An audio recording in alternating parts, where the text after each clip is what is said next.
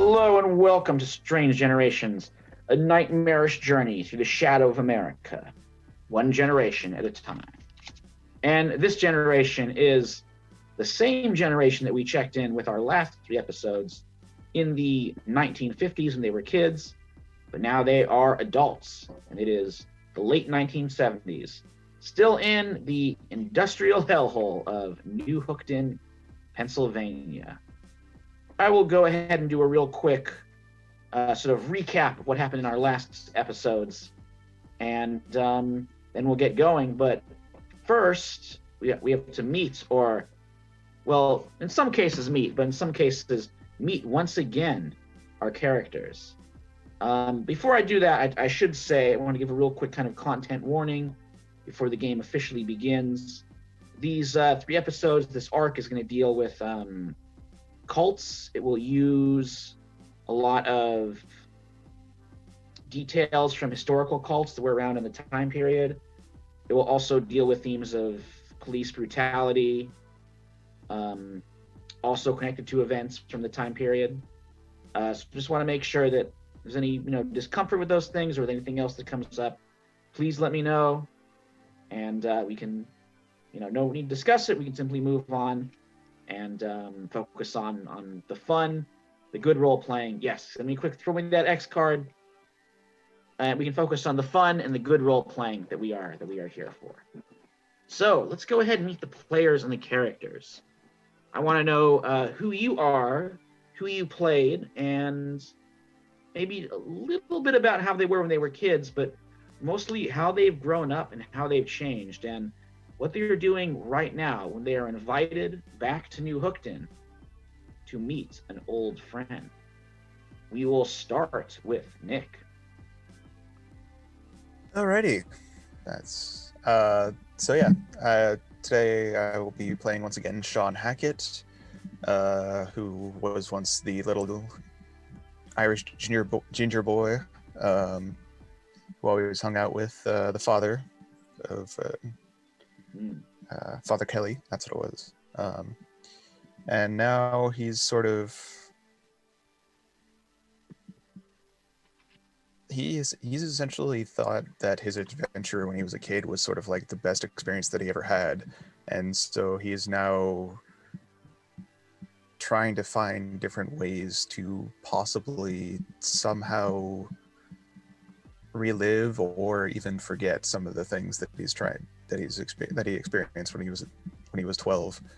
I will say I will probably mention drug use. I will say I don't condone it as a player, or at least like hard stuff. I mean, if you're doing it medically, that's perfectly fine. All right. Other than that, yeah. All right. I don't remember you ever saying that Sean was a ginger. I could have sworn like the very first one I said he was a little junior boy. Yeah, he mentioned it because I've never. Oh, sorry. Go ahead, Kat. He mentioned it because I also talked about the fact that Rosie is a redhead, but wouldn't be considered a ginger because her hair is a darker red. Yeah. Yep. Wow. Well, okay. I just gotta throw out my entire arc that I created. This whole storyline's gone. No, I'll mention that in my notes. Whatever. Yeah. The most important character detail. Okay, so thank you, Nick. We are also very, very lucky, very happy to be joined by Kat. Oh, lucky even. Hi, I'm Kat. I'm playing Rosie Walsh, who when she was a kid was a bit of a nightmare due to basically neglect and not doing well with that. For her part, what happened to her when she was a kid is so nightmarish that she's compartmentalized it and kind of made it up. This is the thing that didn't happen.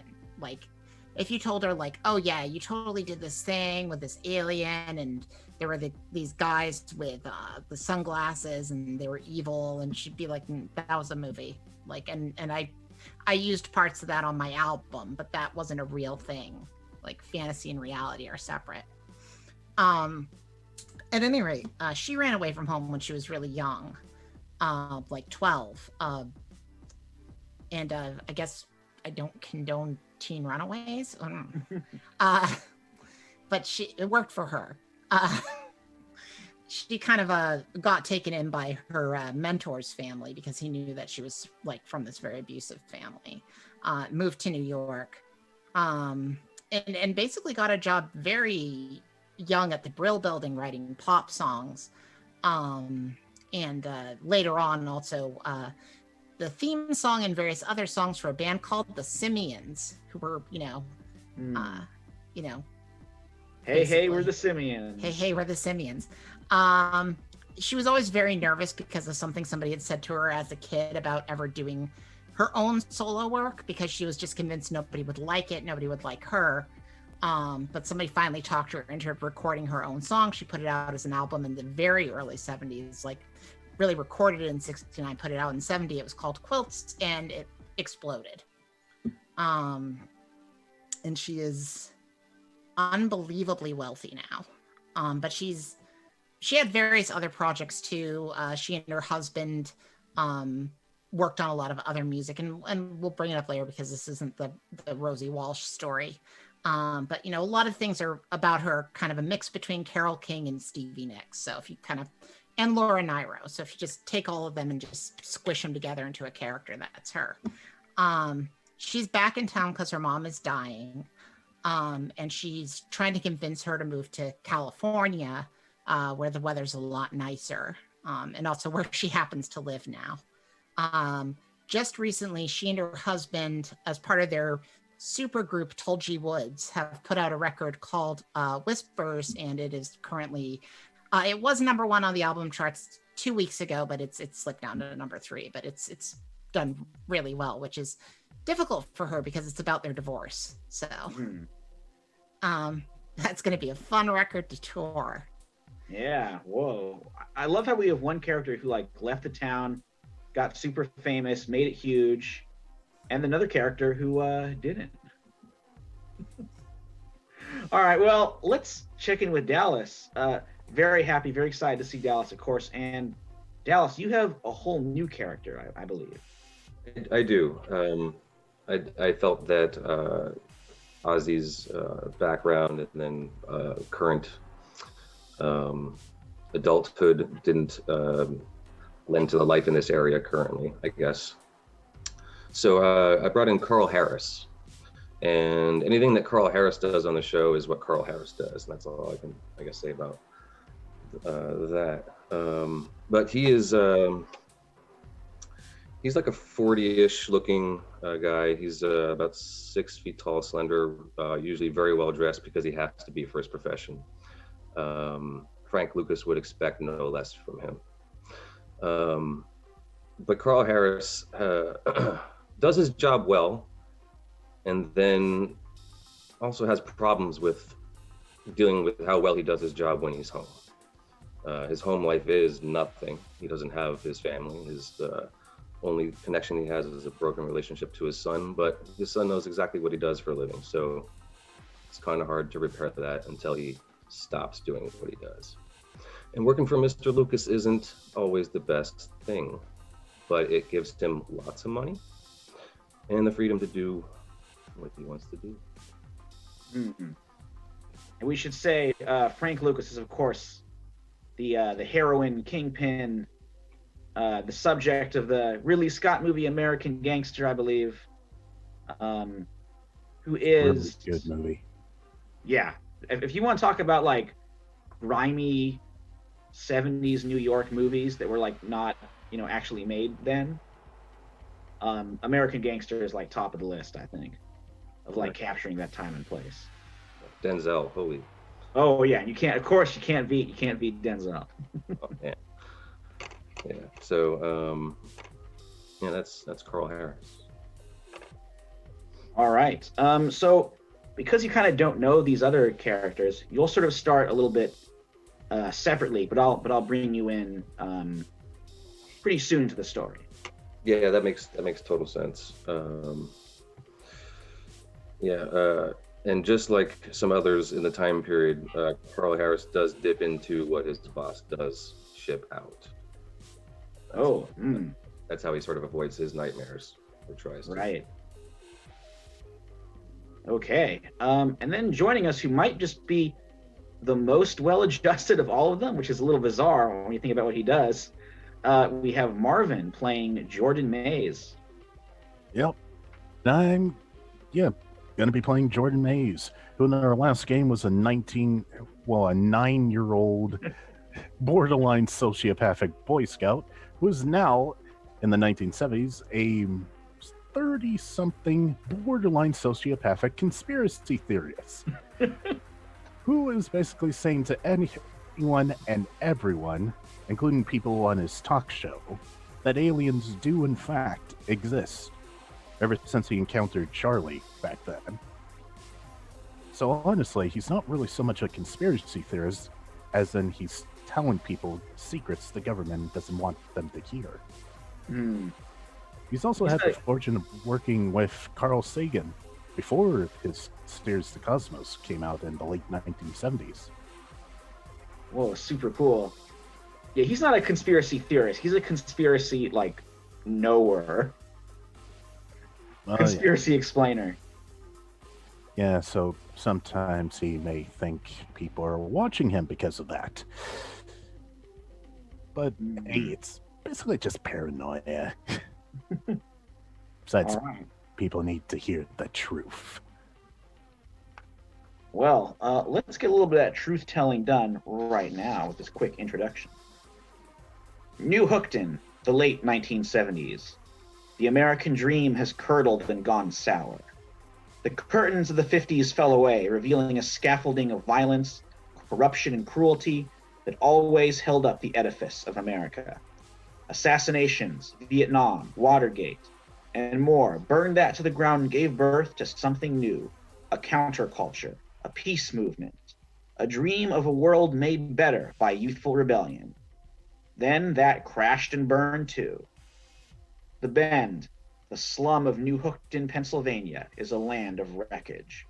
The war on poverty has been lost, given way to drugs, power outages, fires, and neglect, personified by the pistol-wielding serial killer known as the Brother of Abraham. But now it's nearly Christmas, and the cold in the new year promise to bring some relief. Perhaps a new beginning for 3 children who once grew up in the Bend.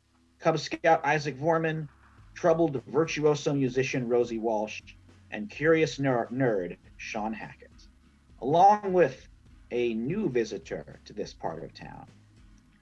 Nearly two decades ago, those kids faced down an evil from beyond the stars. Now they're back in town. So we officially begin in a cluttered booth in a cluttered disco, known as the El Dorado Club. It's a recent addition to the Bend.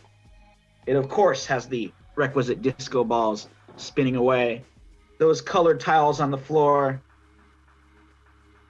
properly attired with polyester and butterfly collars and so on. Dancers are grooving to the pounding beat.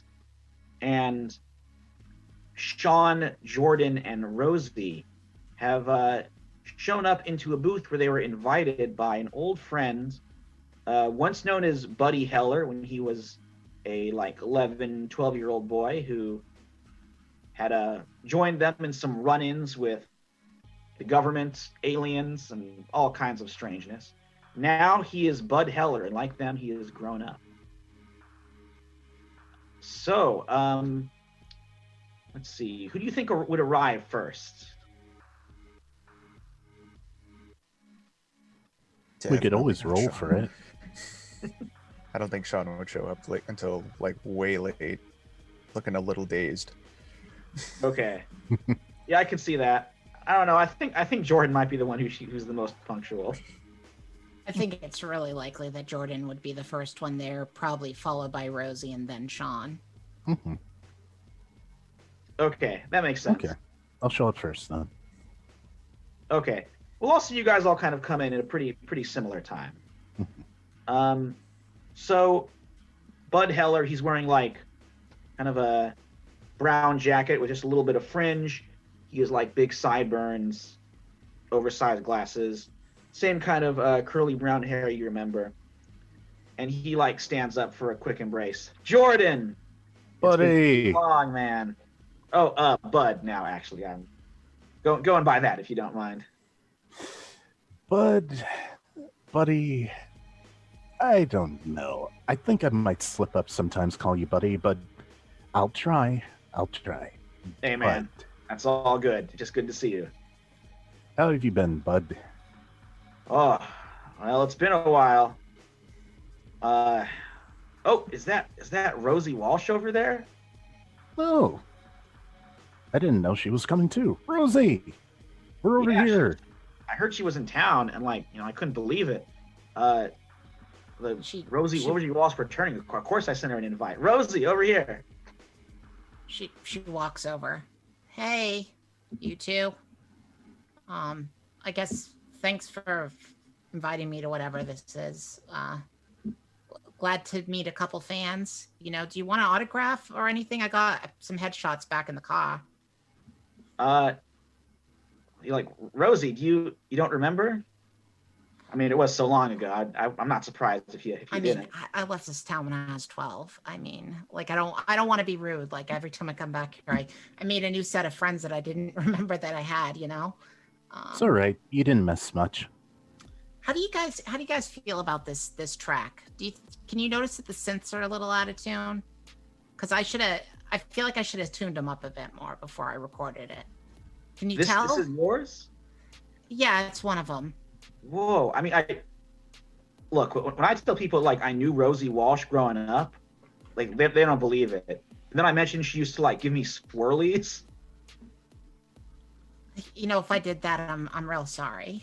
Hey, we were kids. Don't worry about it. I was a different person when I was a kid, You did a lot of things, but they don't really matter anymore. Yeah, for yeah, sure. I mean, so much has changed. It's all right, I'd say. You wrote music, Rosie. Yeah. Sean, my man, over here. Oh, hey, man. Oh, Sean's here too. Hi. Over here, Sean. Is that the Budster? Hey, man. Budster? I haven't heard that for a while. Yeah, man. Is that Jordan? Oh man, I haven't seen you in a while. You seem either drunk or high. Oh, maybe both. I'm riding the dragon, man. That seems about where I expected you to end up, Sean. How you doing? I'm doing all right. You seem to be doing well for yourself. Yeah, I'm doing okay. People like me. Oh, if I said anything back then that upset you, I'm so sorry, man. No, it's cool. It helped me get my life together, Well, that's good. That's good. I mean, we could all use a better life. I mean, Lord knows I hear could. That. And honestly, since that time, it's my life's been pretty shitty. Yeah, I hear you. Hey, does anybody know whatever happened to Buck? Buck? Yeah, Buck Buchanan. God, I had a crush on that guy. Oh, I think his body turned up somewhere. Yeah. Oh yeah, he died violently. Jeez. Yeah. I'm not Ain't that surprised. something. And we He can't wasn't really there when he talk got about killed. it. Yeah, I was. You can see Bud is a little bit like he's glad that Jordan and Sean are there. He's a little weirded out that Rosie doesn't remember. No, she just remembers Sean. Yeah, that connection is interesting. So Bud sits down. He's like, "Look, I understand it's been hard for you guys. I mean, it's hard for everybody these days. I myself had a bit of a crisis. I mean, you might have, I don't know if you like followed me in the newspaper reports, but I was pretty big in like anti-war circuit. Chicago, 68, so many other places. I was there giving speeches, arranging the rallies. Fight the power, man. Sorry, go ahead, Sean. Fight the power, man. Yeah, well, I mean, that was what it was all about. But then, the war sort of ended, peace with honor, whatever, and you saw that final freak out. Yeah. I don't know if any of the marching really like mattered that I did. I mean, I'm sure it helped. I mean, or at least you gotta hope, man. Yeah, well, I realized, like, you know, like, why, before we can change society, we gotta change ourselves. You can't change the world without, you can't, like, transform the world without transforming yourself as a person.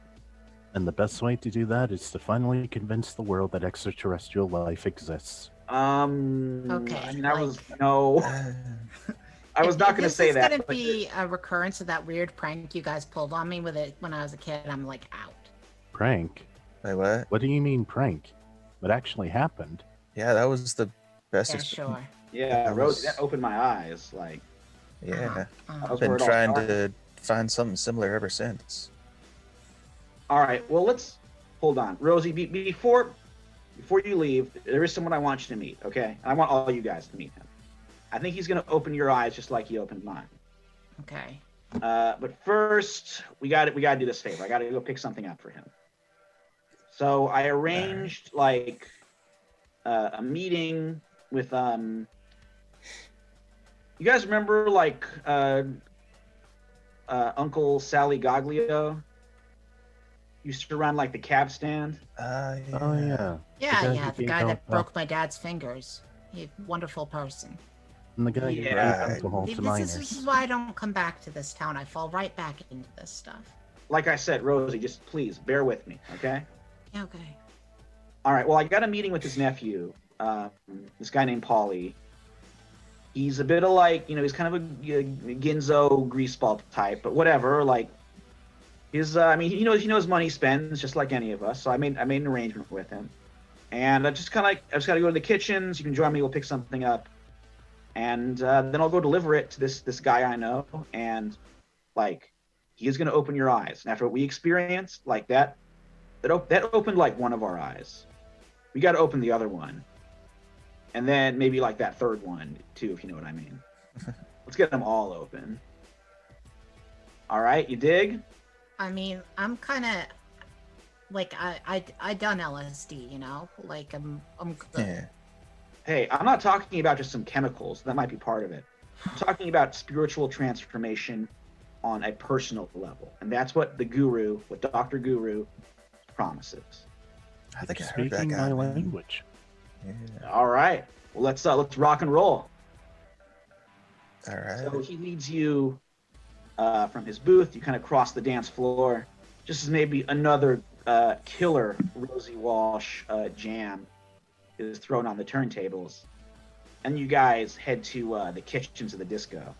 And that is where you guys see Paulie Goglio. And I think he probably came to this meeting with just one of his goons. He figured it wasn't too... I mean, what dangerous thing could happen at a disco? And that goon who he is with is Carl Harris.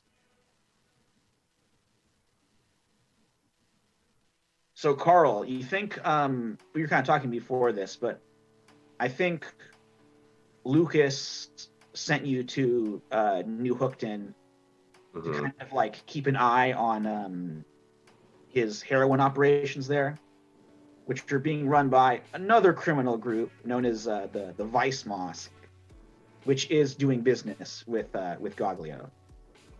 And in Right. fact, you discovered that this Goglio, the nephew, stole something from the Vice Mosque. Right. And Yeah. that is why we're there. He doesn't know you're working for Frank Lucas and Rashid X, who runs the Vice Mosque. Yep. It would just be like my reputation that preceded me to get me in the door and get me close enough. Yeah. As far as Paulie knows, you're just like an out-of-town gun that he can hire. So I think you and Goglio are sitting there. Goglio is probably like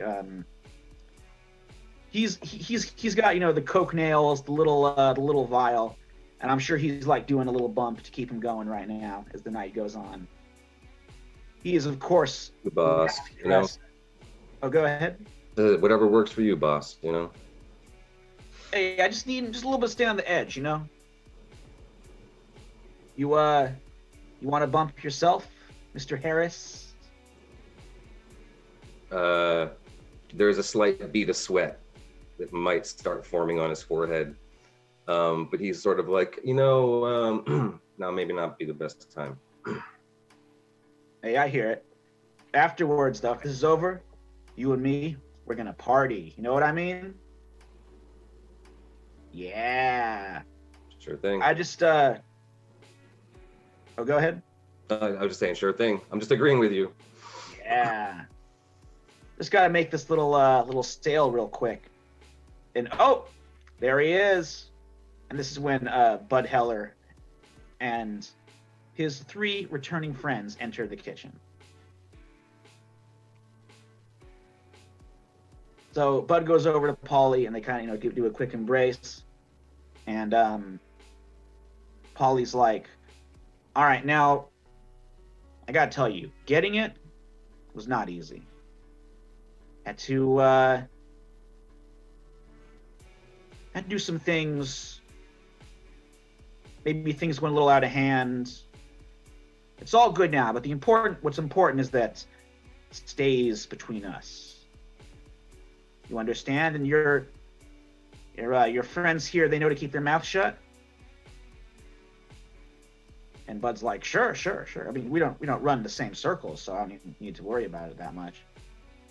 You're not part of the government, are you? Polly's like, what? Oh, fuck, no. No need to worry about that, my friend. Hey, are you?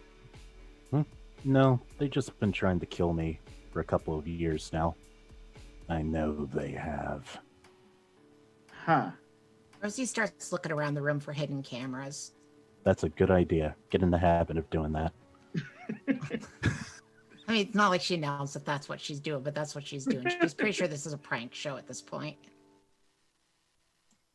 Goglio's like, hey, the chick, you look kind of familiar there. Who are you? Have I seen you before? Yeah, my posters are plastered out front. Holy are you Rosie Walsh? Yeah. Oh, huge fan. Thanks. If you got an album, I'll sign it for you. I do appreciate that. I got that new Tulgy Wood. Oh, the Tulgy Wood album. Yeah, Whispers. That's been doing Whispers. ridiculously well. Yeah, I told Rick when we were doing that cover shoot, I'm like, are you sure you want to be wearing like the giant cod piece? And he's like, don't worry about it. It's going to look great. I got that thing on constant repeat on my hi-fi back home. Oh, yeah. Well, just keep thinking about today. Yeah. All right. Well, Bud, I didn't know you were friends with Rosie Walsh. Let's go over. Let me get you what you want here. After you pay up, of course. And Bud hands him. He takes out his wallet and gets out a pretty large sheaf of bills and hands it over. And then Polly reaches into the pocket of his leisure suit and draws out a glowing green eye. Thinking about this, like the size of a billiards ball, maybe a little bit smaller, glowing with a luminous emerald energy.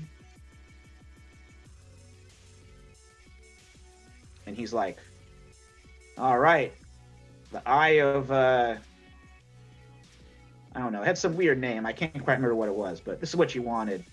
So here you go. Oh, Sean. Sean still technically has the book that he had as a kid, and he's actually read it a few more times as he was growing up, just to get any sort of thing when he's.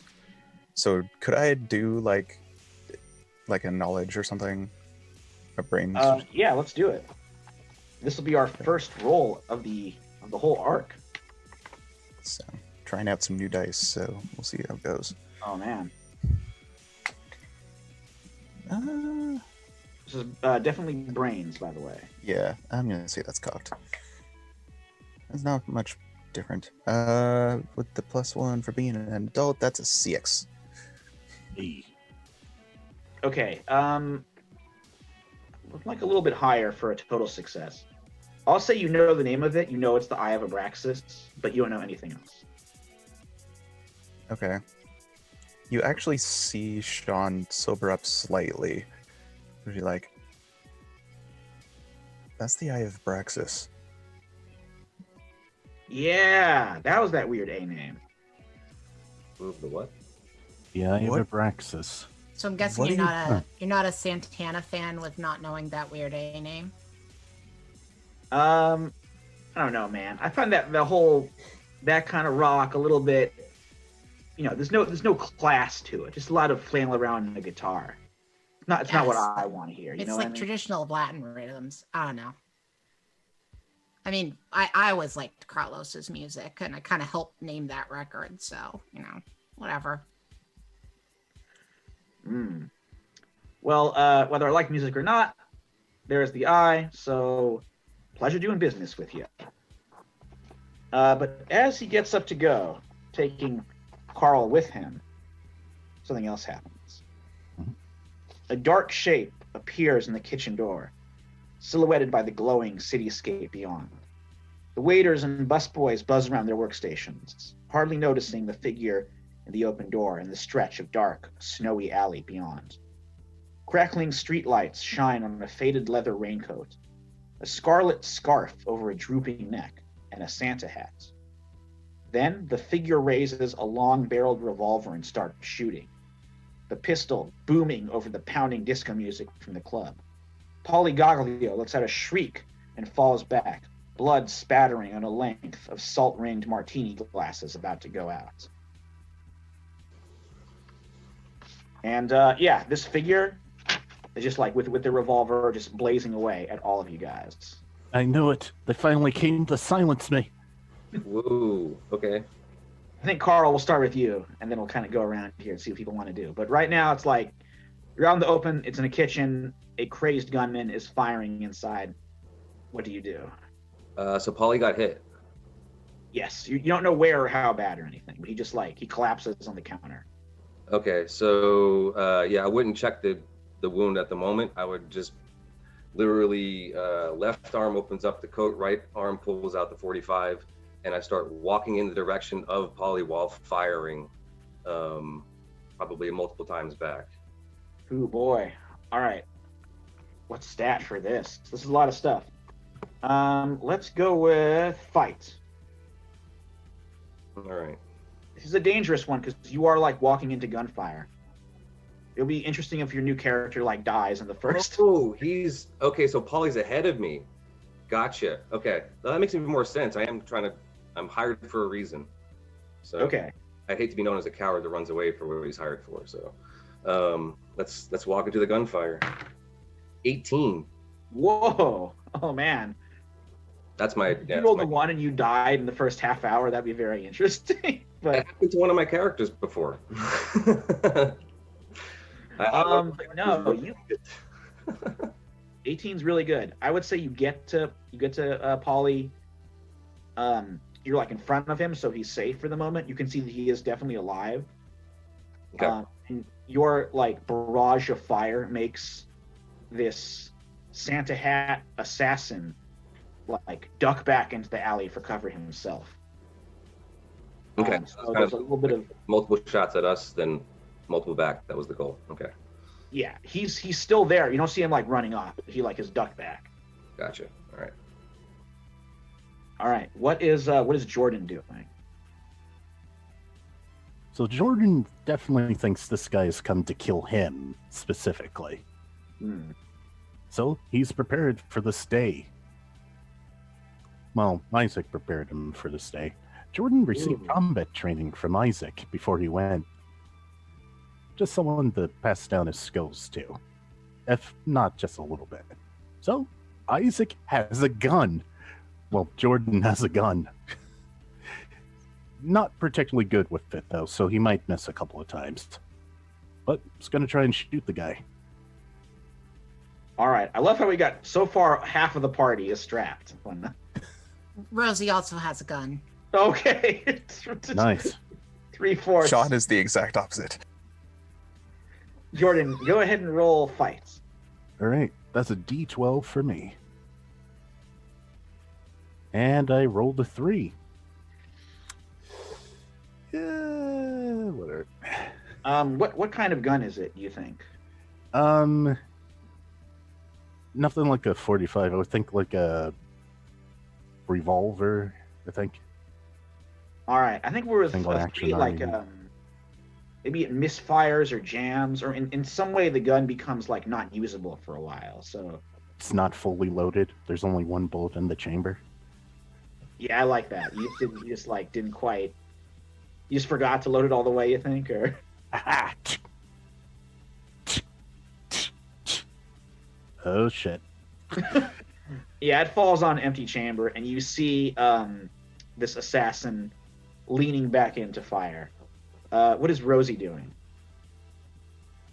Rosie grabs Sean's hand and tries to pull both of us the hell out of this room, back into the club. Ooh, I like that. So she's running. She's not having this. Wise choice. And she's like, "Why is this such a goddamn nightmare town?" This Yeah. would be flight. I would imagine, yeah. Yeah, I instantly failed. That's a 2. Okay. I get 2 Alright. adversity for it. Oh, Jordan, make sure you get adversity too for that earlier. I already got my bottle caps prepared. Oh, perfect. Love using those props for adversity tokens. So Rosie, what do you think happens? Do you just like trip or I mean, I don't want to declare what somebody else's actions are, but maybe Sean is just kind of not budging. But I don't know. Oh no, Sean would definitely be. Sean's definitely wants to run. Okay. Oh yeah. Then I'm going to say she probably trips. maybe like, there's kind of there's like those sliding kitchen doors. Yeah. Like or you know what, even better, like she grabs him, like starts, because it's like those double way doors, like she grabs him, moves towards the door, and the door just gets opened and smacks her, like the other way around. Ooh. All right, so Sean, Rosie, you guys are trapped there for the moment. The Santa hat-topped killer is now like tentatively peering inside with his revolver outstretched. I mean, Sean still gets a move, Technically right? do anything. Yes. Yeah.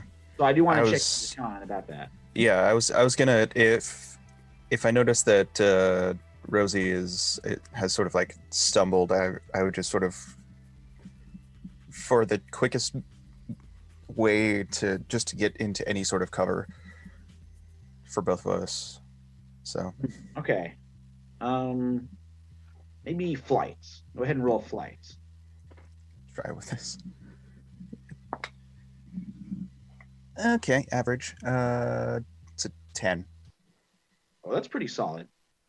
Yeah, there's lots of like maybe fleeing is a little tricky, but there's lots of places to take cover in the kitchen. Where do you think you and Rosie are able to like duck and hide out at?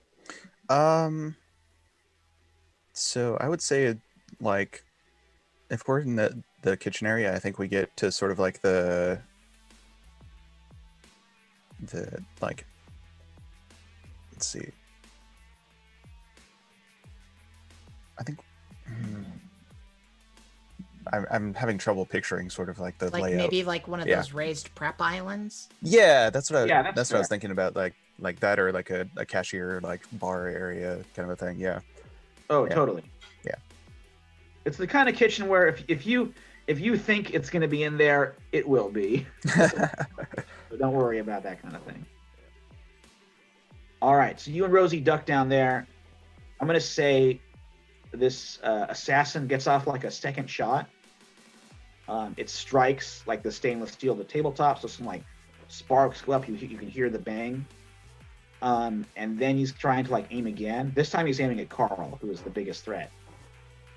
Carl, what do you do? Oh, Bud is also like hit the deck, by the way. Okay. If he's pointing at me directly again, I'm just going to have to fire back, because boss is going to have to wait if I'm still under possible gunfire. Okay. Go so- ahead and roll. Oh, sorry, go ahead. I was gonna say just roll fight, unless you're using like kind of any special tactics or No, I would say he still probably has about half a magazine before he's got to reload. So probably have like one more chance at this, and then have to do something else, you know. But yeah, that's my best guess. Just in his mindset, he'd probably just say something like, "You picked the wrong place, wrong guy, pal."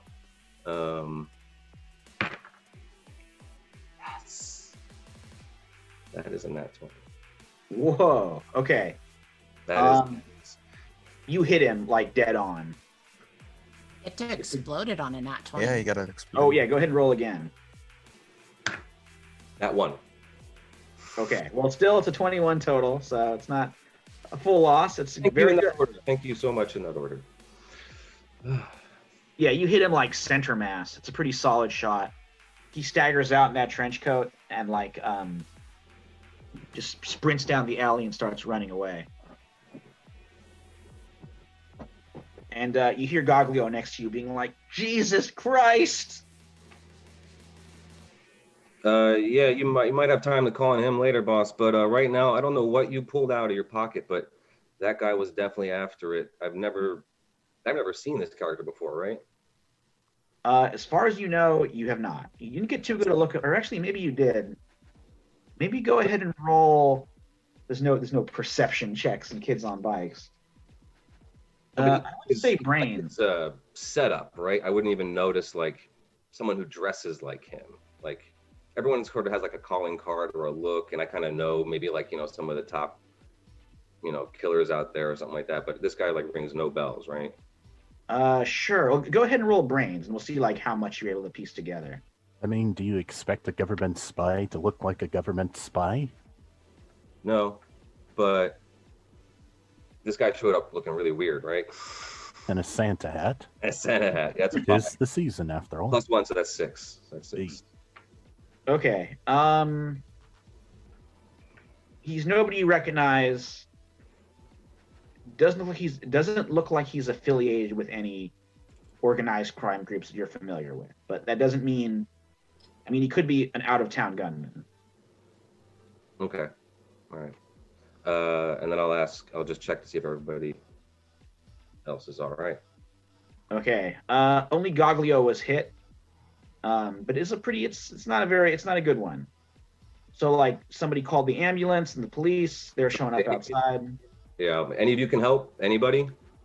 I'll put the gun. I have basic training from the Boy Scouts. Waving at it, you know, waving the gun at them or anything. I'll put that away and ask if anybody can help.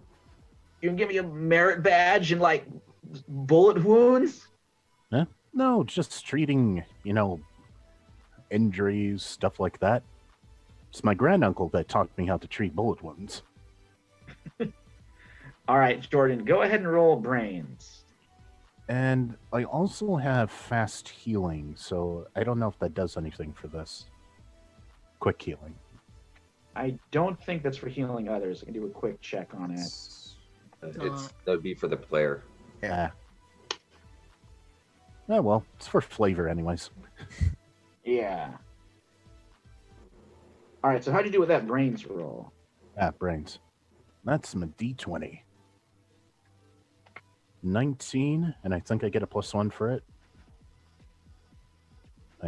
Yes. So 20 altogether. Okay, that's really good. You staunch the bleeding. You stop him from going into shock. And by the time the EMTs get there, like he's in pretty good shape. They get up onto the stretcher.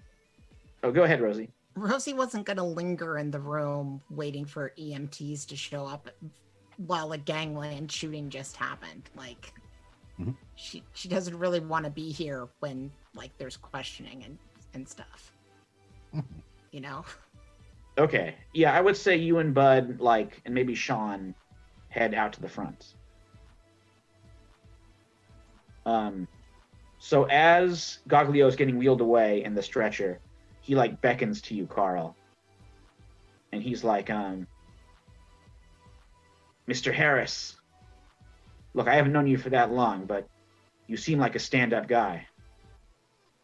I want you to tag along with these hippie types. See who they're bringing that eye of a what's-its now to, and find the son of a bitch who shot me. Yes, all in that order. Sure thing. All right, you do that, Carl. Hey, you look after me, I'll look after you. You got it. All right, I'll be in touch. And then, oh, Madone, and they wheel him out of there. Yeah, I definitely don't have any intention of trying to help him too much. Now that I know that he definitely stole what my boss is looking for, c'est la vie. Can we have a really quick thing between Rosie, Sean, and Bud before we just move along, or is that Right. okay? Yeah, so you guys are all out front. I think Jordan and Carl are about to join you. Are You're there out any front, like, cameras? you're starting to, or have arrived, and they're just like interviewing people. They haven't called you over just yet. Any cameras, news crews, or anything? I mean, this. So far, no. I want this all before the EMTs even get there. It's just kind of Yeah. important to keeping my character in the game. Sure. Okay, that sounds good. Okay. Okay, Bud. So I don't believe that you're pranking me anymore. So why would you want to re-inquire that specifically? Yeah, seriously, man. What are you doing with that? The eye, you mean? Yeah, like Yeah. why? Provided that the thing that I've been dismissing as a nightmare my whole life, that I've gone to therapists for like 20 years to deal with, provided all that crap is actually real and not some garbage that I just made up, why Yeah. would you want to reopen this particular wound, Bud? Like, that was terrible. It's not about reopening it. It's about closing it for good. This eye, I'm going to give it to this person I know. I'm bringing you all to him tonight. And trust me, once you see him and understand him, you understand like the plane he's on, that personal transformation that he has undergone, that he's helping me undergo, and he can help you undergo. You'll understand he's the only person in the world who can handle the eye. Okay. Nah, man. Okay, I just gotta let you know, there's this weirdo director out of Canada called David Cronenberg, and maybe you've not seen any of his stuff. Okay, but you're talking like a character from one of his movies. I'm just letting you know that right now. I mean, A, she's got a point, and B, if I remember correctly from that book that I read as a kid, man, you don't want to mess with them Braxtonites. You remember those dudes in suits? Those were Braxtonites. I don't want to deal with those anymore. You see that? I got the nightmares too. Yeah, you see that Sean is visibly shaken. Sean. I literally made an experimental record to try to deal with that kind of crap. And yet, and look, I don't want to talk out of school here, but you're in the same boat as me. It didn't help, right? Or maybe it helped a little. She gestures at the Told You Would Whispers poster. Help me a little. And Sean, like what you've been, I guess you've been like token up or whatever, or Been trying all sorts of shit to forget those guys. yeah. And it didn't really help. Like, I tried to channel it into something positive, like the peace movement, trying to change the way this country worked so like there wouldn't be any more weird human experiments. And I don't know. I mean, we marched around, shouted some slogans, I guess, but it doesn't change. And We've got to change ourselves, and that's what Dr. Guru can do. Dr. Guru, he's even got the weird ass name. Oh man.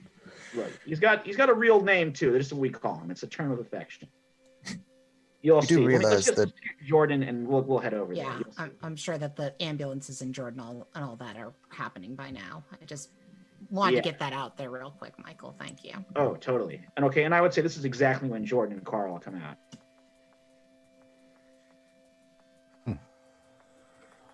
Hey, You know, listen, we got to get out of here. This is pretty clear.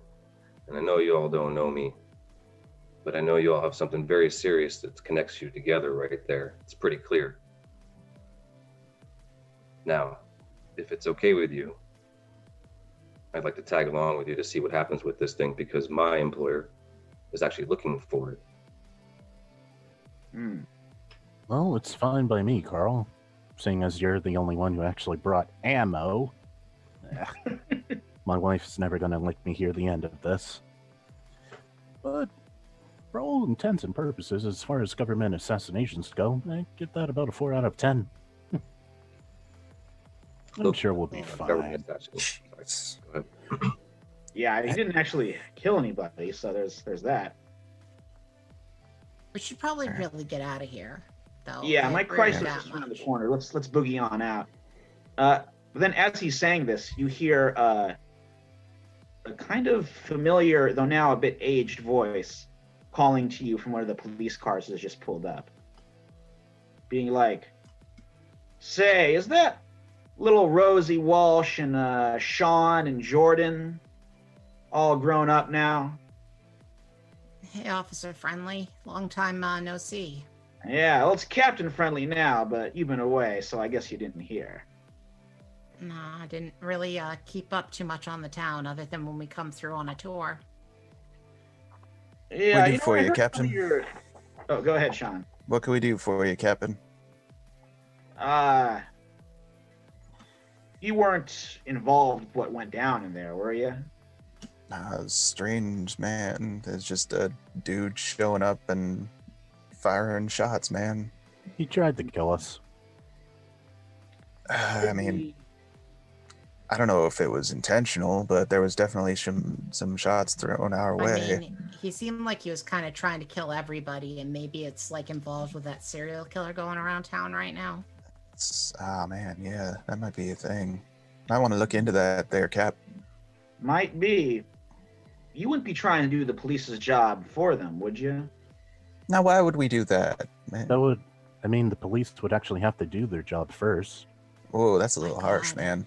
Ooh. Oh, I love how Rosie just like double face palmed there.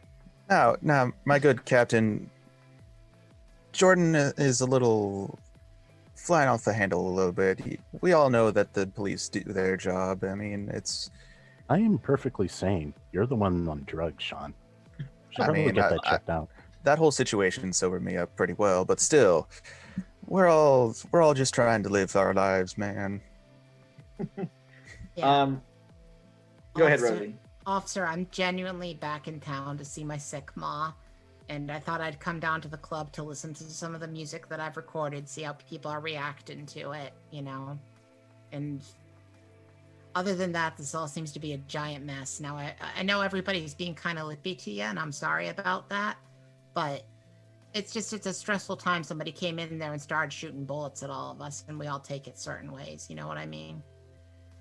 Right.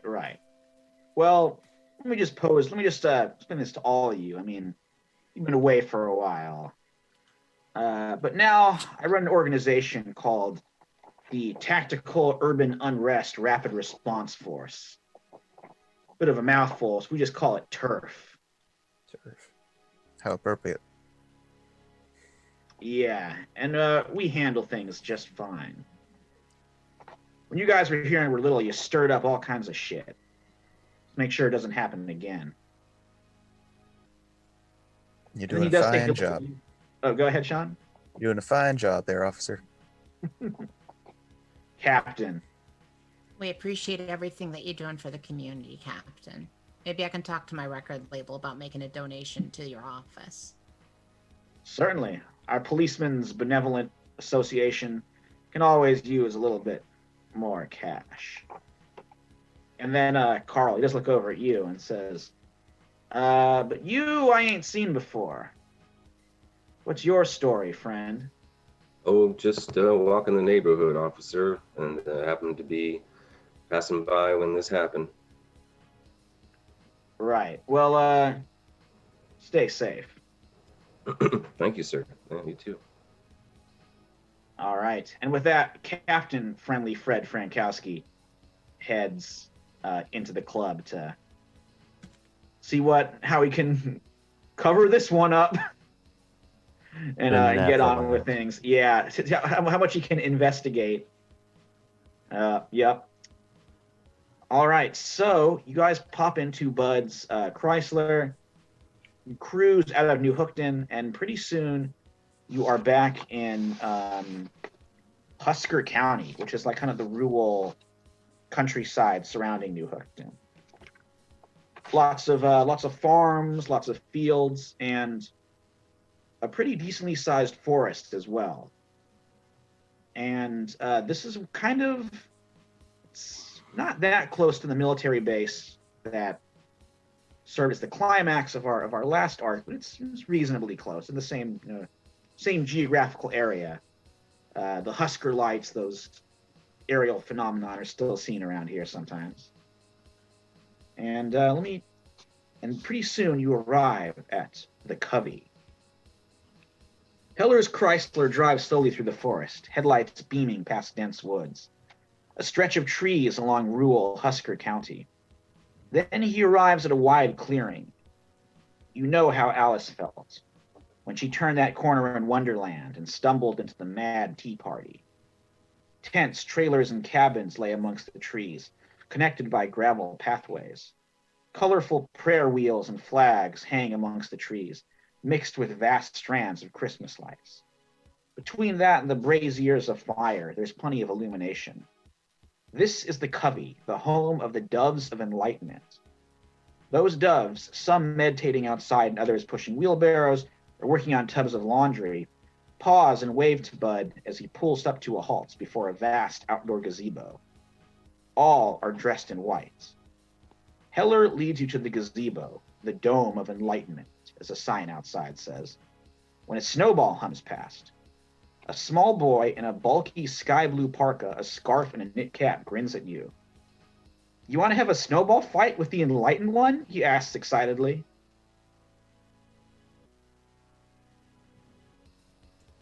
I mean, sure, why not? I'm up for Oh, it. awesome. I usually get into snowball fights with my kids. They enjoy All it. right, think fast. And he hurls another one at you. Can I duck it? Yeah, it's not hard. I don't think I need to make you roll for it. No. Rosie whispers to Sean, "Hey, I know you're into a bunch of hippie crap. You ever go to Spawn Ranch back in the day?" I mean, I think I may have gone once or twice. Oh, that is that's like in California. That's where the Manson family hung It's out. where the Manson family was. Yeah, that's what I'm Yeah, getting. just want to be sure that Sean knows, Okay. I don't know if he's been to California or if he's been there. So Okay, then I will rephrase. I think I've been to similar places. I don't think I ever went all the way out to California. Yeah. This definitely is seeming like someone has seriously been on the dragon for way too long. Yeah. Well, Mike, back when I was hanging out with the boys, was all talking up Charlie all the time. Come out to Spawn Ranch. Charlie's such a great guy, and I met him at a pool party once. Weird guy, right? But I went out to his complex, just to see what it was about. And yeah, this place makes Charlie Manson look like he had his shit together. Yeah, it's seeming like something. I feel like I'm already high, even though I know I'm sober. That's a little sidebar. little side, I like that. So this little kid dashes in front of you guys and says, "Come on, have a snowball fight." And he actually is gonna chuck one. I think he's gonna double grab two snowballs and hurl one at the both of you. John and Rosie. Yep. Yeah. She's gonna reflexively kick it out of the air. We'll see if her fight training is paid off. Or if you want to say she just did it, because she does have a fight of 12, and I've discussed to you before that she has taken martial arts training to be centered. But yeah, she just does it a spin kick out of and knocks it out of the air. Yeah, I think that's okay. It's not it's like a snowball hurled by a little kid, not a very difficult thing to deal with. Sean, what do you do? I think I just sort of, almost out of a slight reflex, just sort of duck out of the way. That was a pretty cool move, though not as cool as what the lady did. I mean, How about you? And he throws one at you, Carl. Oh, you got me, kid. You got me good. Ooh, all right, now you got to throw it back. Come on. I'm the Bhagwan. I demand it. Throw them back at me, please. Let's have a snowball fight. I'll Yeah, just throw I go one at him. down. Carl will Neil try to do his best to, I guess, make one and throw it back. Yeah, and Bud's like, you got it, master, and he hurls one at the kid too. And some snowballs okay. go back and forth a bit. I think I get a few things going on here now. All right. Yeah. And then you hear a fond laugh coming from the gazebo, being like, now, Bhagwan. Maybe our guests don't want to have some of your little games just yet. Bhagwan? I'm perfectly fine with the games. Just want to know what exactly we're doing here. Bud's like, well, this is his name is Bhagwan Bablo. He's been called Bablo Singh is his full name. He's been called the baby Bhagwan in some of the newspapers, but he's the one who's going to lead us all to enlightenment. He's reached it. This guy, 8-year-old kid, has already reached enlightenment. Hey, enlightenment's found in childhood. That pureness, that enthusiasm. I mean, look at him. Not a care in the world. Oh, that'll be beaten out of him soon. No, you don't understand. What we're building here with the Covey is going to create a community where everybody is going to be like that. You think everyone's going to just somehow change their way of life just from what? That seems like brainwashing there. Yeah, people have talked about it that way. Well, look, come in and meet. Let me introduce you to the doctor, and he can explain. Sure, I will say this is sounding similar to that one dude who was using mind control. So, watch where you step. Oh, right. Oh, yeah, that doctor. Yeah. Yeah, well, trust me. He might have used things like that to control minds. Dr. Guru is all about freeing minds. Well, come on in. He's like, come on, master. You should come with us too. He came out of the cold there. And Bablo like pouts a little bit, but then he also goes into the gazebo. So inside they have more kind of open fires out, keeping everything warm. Lots of cushions, rugs, pallets sitting out. And at the center of all of it is Dr. Guru. He is a little bit older than everybody else there. He has a bit of a gut growing. He's wearing like one of those sort of in a safari, like khaki safari shirts. And he has like a set of large mirrored sunglasses kind of like resting in the side pocket there. And he sort of like folds his big fingers and waits for all you guys to come in and join him there. And he's like, welcome. Bud, please, have a seat at my right hand, if you will. And young Bablo, I'm glad to see you've met our new guests already. Please sit at my left. My name is Dr. Orrin McIntosh. Some of the children, disciples here, have given me the charming nickname of Dr. Guru. So, what brings you to the Covey and the Doves of Enlightenment? A Chrysler. The car that brought you here, you're referring to. Yeah. Well, first of all, do you mind if I toke, or is the kid? Should I not put the kid around? I'd rather you didn't. It's important to me that the Bhagwan remains pure. Right. I'll do it later then. I'm just gonna cut straight to the chase. What do you plan to do with the Eye of Abraxas? So you have it then.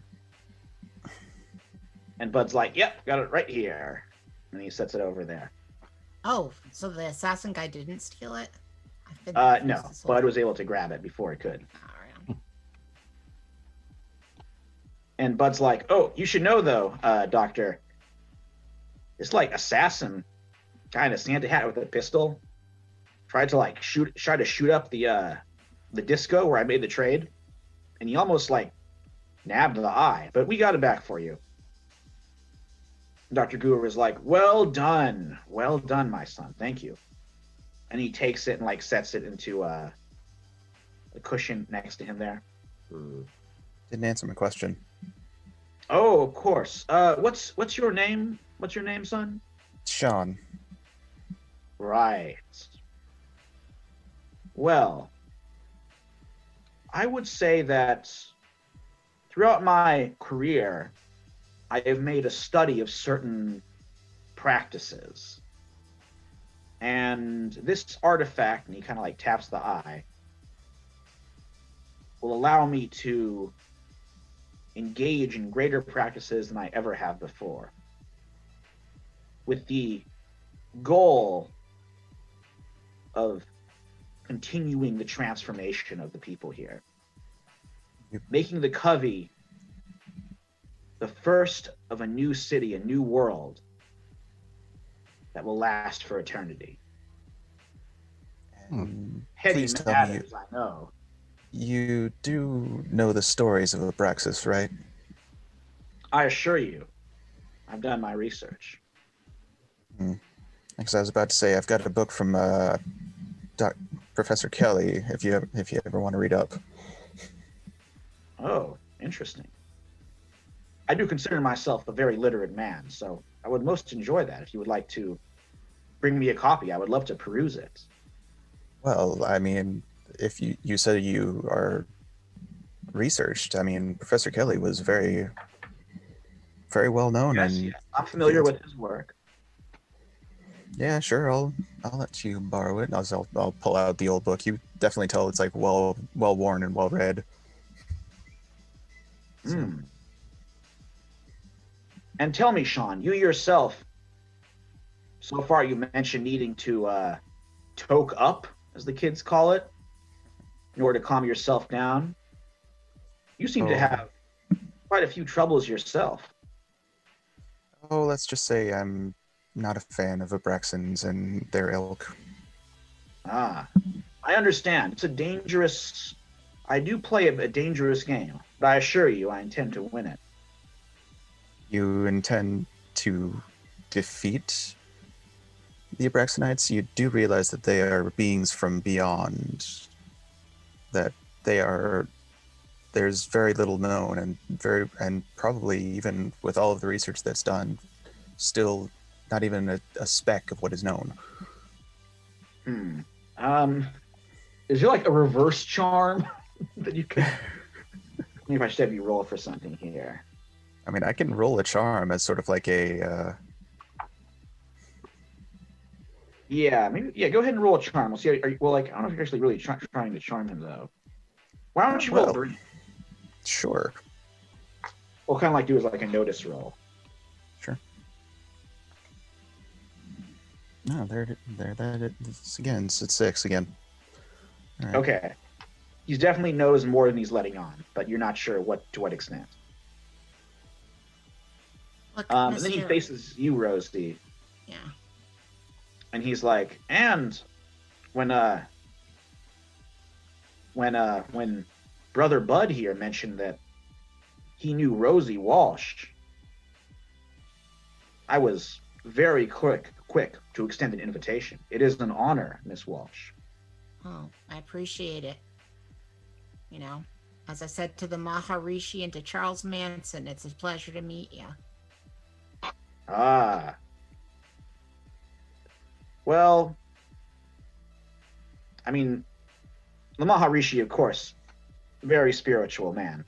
Sure he is. Compatriot of my own, yes. And a contemporary of the Enlightened One's father, actually.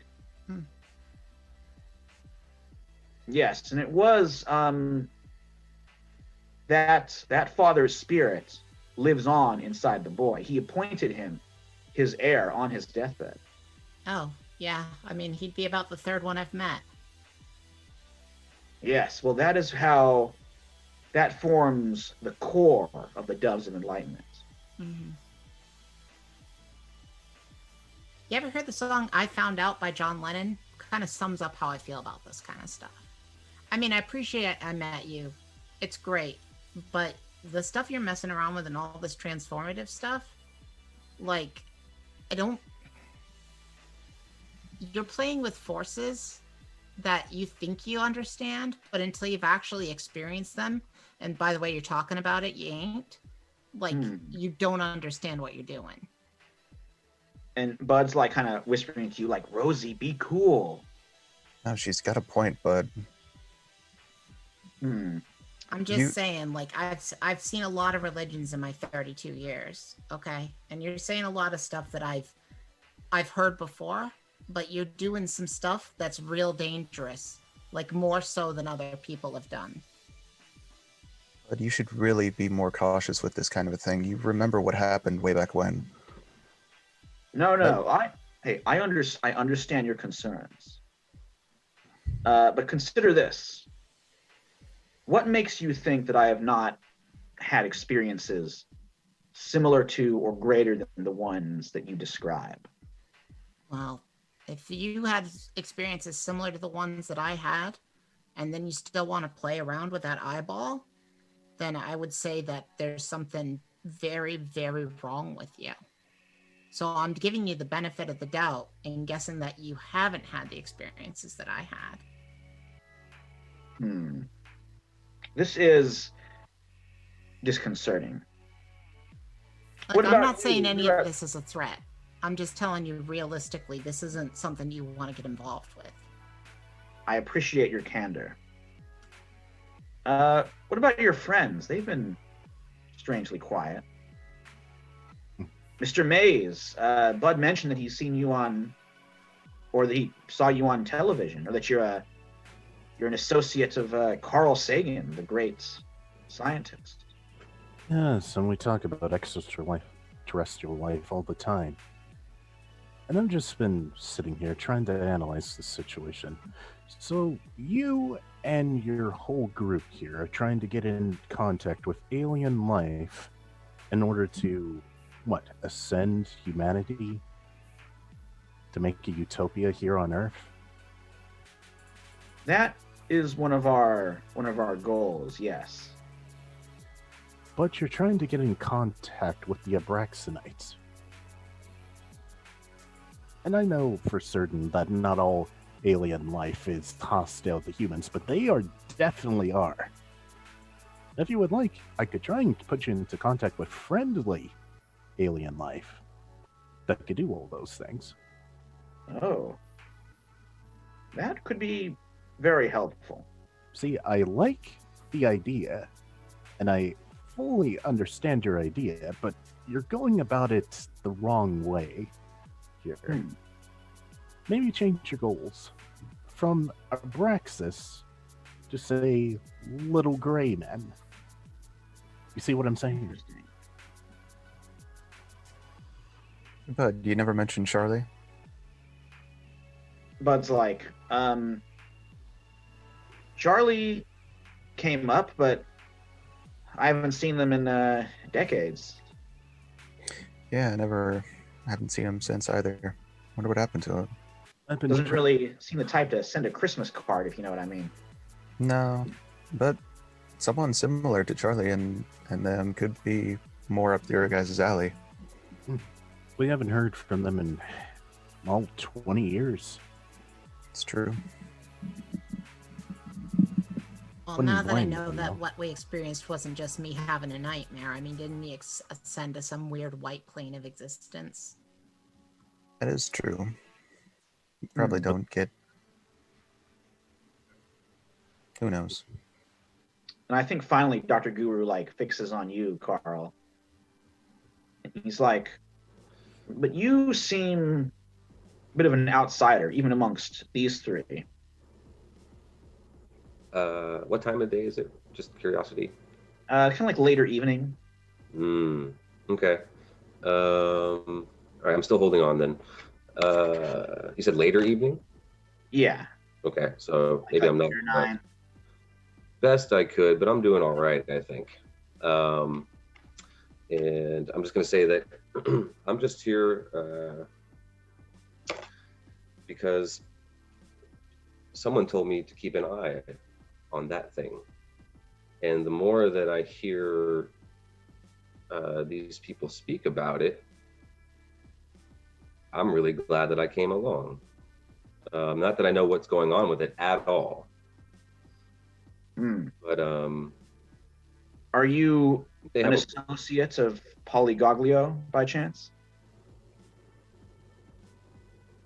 oh, Someone else in his, someone who swims in his waters? yeah, I'm known to associate with the Gaglio family. Ah, I'm not giving up who my real employer is, though, if I don't have to. okay. So Macintosh says, well, all 4 of you have criticisms, and that's fair. Something the Doves of Enlightenment truly value is improvement. And one cannot improve without recognizing one's flaws. But likewise, take a step back and look at your own lives. And what do you see? I'll tell you what I see. People who are dealing with addiction, with a lack of confidence, paranoia, fear, a lack of meaning, a sickness. But it's not your fault. It's the world that's sick.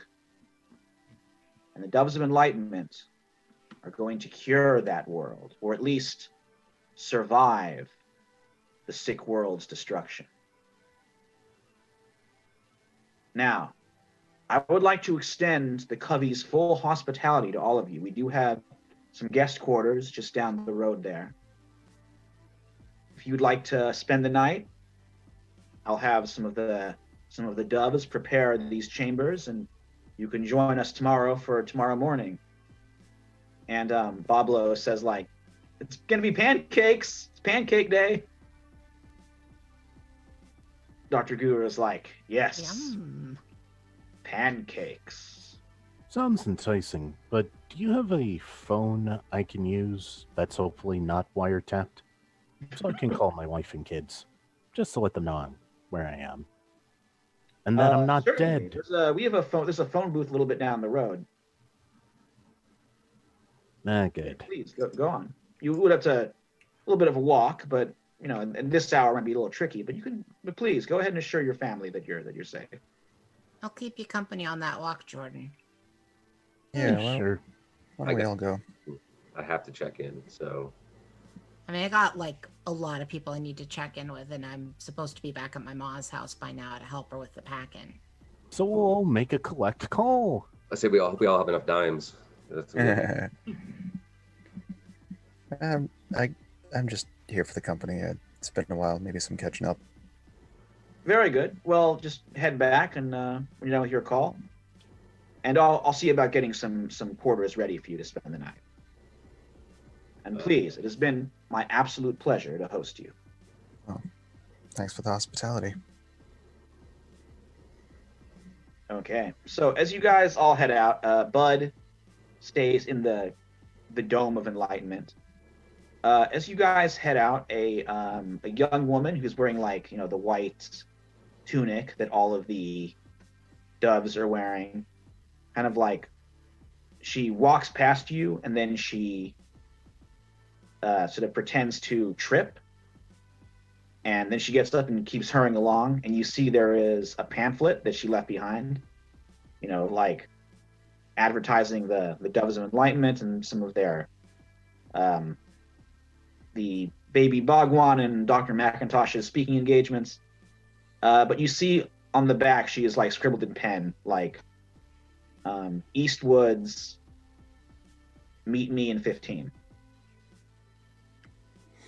Well, I'm gonna meet her at the Eastwoods in 15, I think. Yeah, that trip was too amateurish to be a government spy. I think that she's legit. I love how paranoid Jordan is. Yeah. On the way out, Rosie's Sean. pretty convinced there's a lot of lead in the water, by the way. yeah. On the way over, Sean will pull out a blunt and start taking it. And he's like, "You guys want some?" Not right now.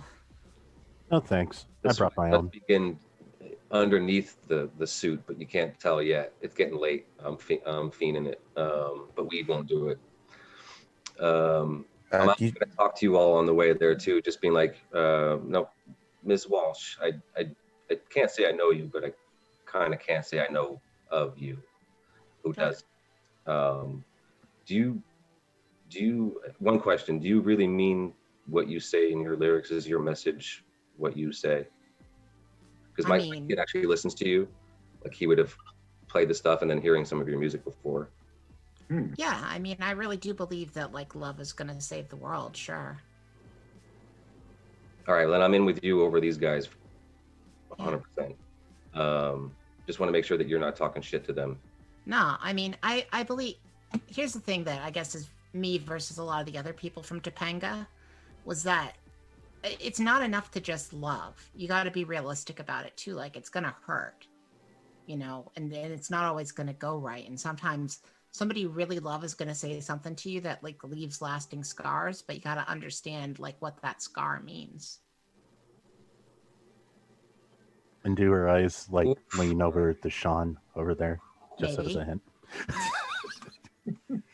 Yeah, he takes that as a big hit to the heart, but he knows he needed to hear that. He also says there's no way he's going to believe I talked to you about this, but thank you. I mean, I can sign something for you if you'd like. When Like we a Polaroid, I might have my camera in my bag. Well, later maybe. And I know, Jordan, you're all right. You pulled a gun out and started to shoot, or tried to shoot, right? Do you honestly think this hasn't happened to me before? I mean, personally, I'm always packing whenever I come back to this town. You too? Oh yeah, she has like one of those sort of oversized hippie bags, and she basically pulls out a fucking hand cannon.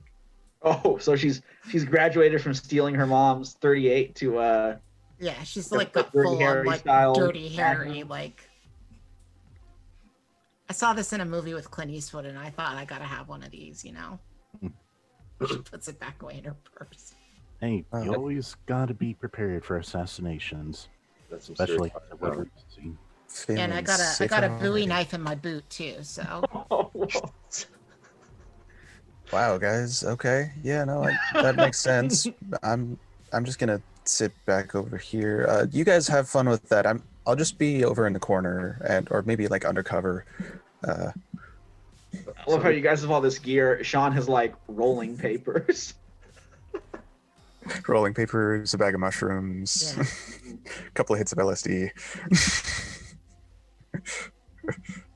Well, you know, whatever you need to complete your journey. But Yeah. I would say, so are you guys? You're not going to the phone booth down the road. You're heading to the East Woods area. it seems like a good idea. Okay. After a phone call, it seems like, yeah, we're not going to be able to do that. Right. Total It coincidence seems like that we have can't do both. Yeah, Yeah. if we can't do both, yeah. Yeah, I'd say you're heading. Yeah, you gotta beat your meeting first. To the woods. Total I'd never coincidence that it's trust like a the phone East in a weird Woods. place. Oh, sorry. Go ahead, Jordan. Never trust a phone in a weird place, anyways. Total I feel like I coincidence. got rocks on my head to not taking out my own car. I mean, it's not like I'm unfamiliar with Patty Hearst. Mm-hmm. Yeah, you guys did kind of take Bud's car. There probably there's some other vehicles scattered around this place too.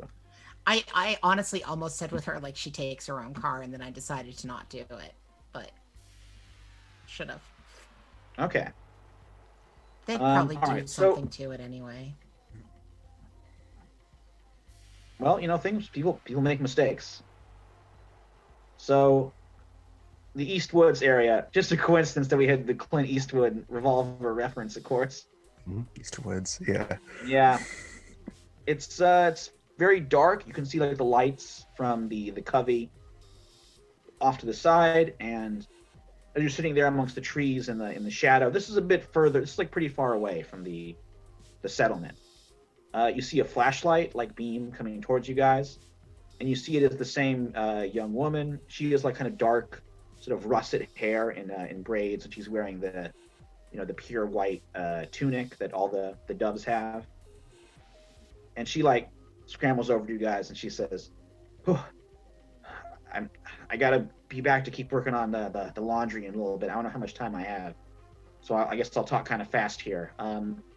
My name is, well, I had a real name, just Feather is what everyone calls me here, so I guess you guys can call me that. What's your real name? Well, it was Janie before I joined on here, Jane. Great, it's nice to meet you, Jane. Good. Yeah, it's good to meet you guys too. I just gotta say, Dr. Guru he's not what he seems. Obviously. Yeah. Nothing that good ever exists. Jane, let me say something to you really quick. Dr. Guru to me seems like a cult leader serial killer in the making. So is that what he is? Because then he's exactly what he seems like. Look, I didn't set out to join a cult. People don't do that. It's just that, and I've wanted to leave for a little while now, and everybody here is free to go. He's very clear on that. But all my friends are here. I can't just leave them. And what do I have to go back to? I have a few semesters, and that's it. And I guess there really wasn't much for me back outside. So I guess even if things are getting bad, I just don't know what to do. So I thought, I'm a big fan, Rosie. I heard thanks. Your singer-songwriter stuff. Mm-hmm. Yeah, everybody loves quilts. You have a pal, big hit for me and for James. Yeah, I love that stuff. Mm-hmm. So when I saw you guys here and just these, some new faces, I was like, maybe you could help. And I don't want to leave because everybody I know is here. But maybe you guys can, I guess, figure out exactly what Dr. Guru's trying to do. Involves the Eye of Abraxas, a cult. Yeah, he mentioned that. Trying to ascend humanity. They're secret Abraxanites, aren't they? No, he's all human. I mean, not. Were you thinking he was some kind of an alien? Because he's not that. I think he wants to be an alien. When people start talking about ascending and things like that, I don't know. Yeah, yes, he's definitely mentioned that. Though, it was just supposed to be in a spiritual sense, right? Yeah, but I think he kind of means it in a literal sense. And I gotta tell you that whenever they start moving from figuratively talking about it to literally talking about it and trying to get the means of doing it, I appreciate that you care about your friends. I do. But sometimes, what you gotta do is get away. Before you become fish people. Ugh. Okay. I don't even like to eat fish. Movies lately, Jordan? Just seems I'm just saying, Jane, I knew some girls that were being tricked by a charismatic guy like that, and they did some real bad things, and they're all in jail now. Well, I don't think I would ever do anything bad. Well, you never think you're going to do something bad, but then these guys feed you a bunch of drugs and convince you that they're the son of God, or that they're going to start some sort of race riot to kick the United States into being whatever on Earth. People take drugs and they start thinking some weird stuff. And religion's like any other drug. You take enough of it and you just start believing nonsense. Well, I have overheard some pretty weird things. I'm technically Dr. Guru's wife.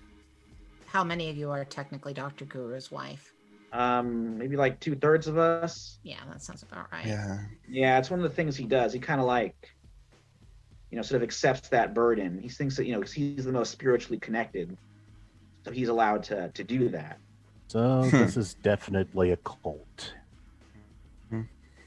She's like, I mean, mate, but like we haven't hurt anybody.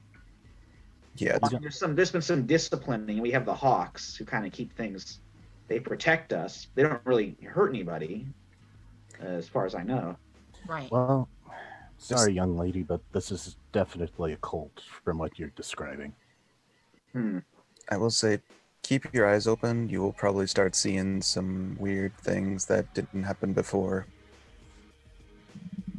Things being more violent, things looking real strange, people acting different. I mean, like my group told you what says on our most recent album, the shackles hold us together, but you can break them. Oh, is the hit from is it Tuglywood or Tulgywood? Tulgywood. Tulgywood. Is the hit like called The Shackles? Yeah. Oh, that's awesome. So Feather's like, actually, I think someone's gonna have to roll a charm on her. I'll go ahead and do it. Yeah, that seems to me to make the most sense based on what's. I've got a D20. Oh, damn. I thought my D12 was good. I've got a 15. Oh yeah, that definitely does it. So what she's been doing since she left, she's been working on being like super freaking charming. That makes sense, yeah. Oh yeah, definitely. I mean, the career in show business. Yeah. So Feather says, okay, look, I just want to see everybody who's here get through this in one piece. So I'll tell you what I've overheard. Maybe you can do a little research in town and see if you can figure out like what this eye thing is really going to do.